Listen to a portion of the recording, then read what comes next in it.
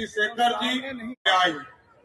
मैं आपको ये जरूर आश्वस्त करना चाहता हूं कि नरेंद्र मोदी जी की सरकार आपके लिए कानून बनाई है और आपको न्याय दिलाने का काम भी नरेंद्र मोदी की सरकार करेगी साथियों। और आपने देखा जिस तरह मोदी जी की सरकार ने नारी शक्ति आरक्षण का शुरुआत किया साथियों, और आपको याद होगा 3 विधेयक 2026 के 16 अप्रैल को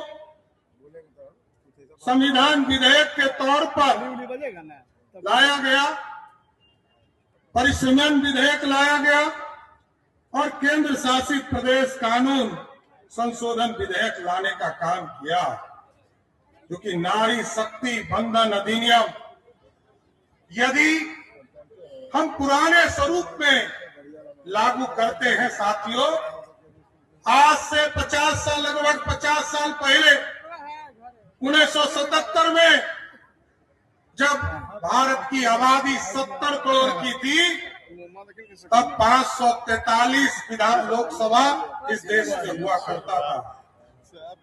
आज मोदी जी चाहते थे कि 33% का आरक्षण देकर देश की महिला बहनों के लिए आज यदि बिहार में चुनाव होता नए परिसीमन में 2029 में और 30 में साथियों, तो हमारी जो महिला बहनें आज मात्र 29 विधायक है, वो सिर्फ 29 नहीं होती, कम से कम 122 विधायक चुनाव जीतकर बिहार से जाती है। लेकिन कांग्रेस पार्टी के लोग, राष्ट्रीय जनता दल के लोग, राहुल गांधी चाहते हैं कि सिर्फ हमारी बहन प्रियंका गांधी देश में संसद पहुंचने का काम करे। यहाँ पर लालू जी और उनके परिवार के लोग चाहते हैं दल का नेता बने, लोकसभा का सदस्य बने, बगल में समाजवादी अखिलेश यादव चाहते हैं कि सिर्फ उनकी पत्नी सांसद बनकर जाए। डीएमके के नेता चाहते हैं, स्टालिन चाहते हैं कि सिर्फ उनकी बहन कनिमोझी देश के सांसद बनकर जाए। लेकिन मोदी जी चाहते हैं कि इस देश में 272 बहनें लोकसभा में पहुंचने का काम कर सके। ऐसा भारत बनाना चाहते हैं। लेकिन लोगों की चिंता ये नहीं है, क्योंकि ये लोग तो सदियों से रोकते आए, कभी आरक्षण दिया नहीं साथियों, लोगों का सम्मान बढ़ाया नहीं।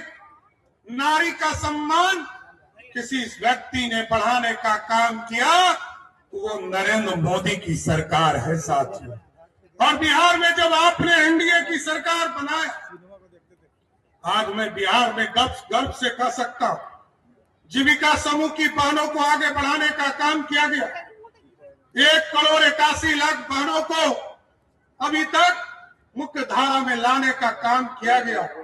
और इसके साथ साथ बिहार में 50% पंचायती राज और नगर निकाय के चुनाव में आरक्षण देने का काम किसी सरकार ने किया तो वो बिहार की सरकार ने किया है साथियों।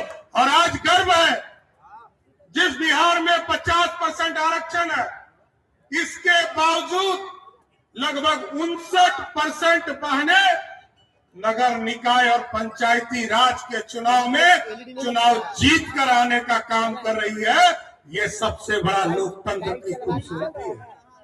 लेकिन जरूर आश्वस्त करूंगा साथियों, आप लगभग 3 घंटे से यहाँ खड़े हैं और कई प्रश्न आपके उठते होंगे। इस देश में जहाँ माँ दुर्गा की पूजा होती रही, माँ सरस्वती पूजा विद्या देते रही, माँ काली असुरों शक्तियों का नरसंहार करते रही, उसी भारत में महिलाओं के साथ अपमान करने का काम, धोखा देने का काम महागठबंधन के लोग कर रहे हैं। कांग्रेस और राजद के लोग हमारी बहनों के साथ धोखा देने का काम कर रहे हैं।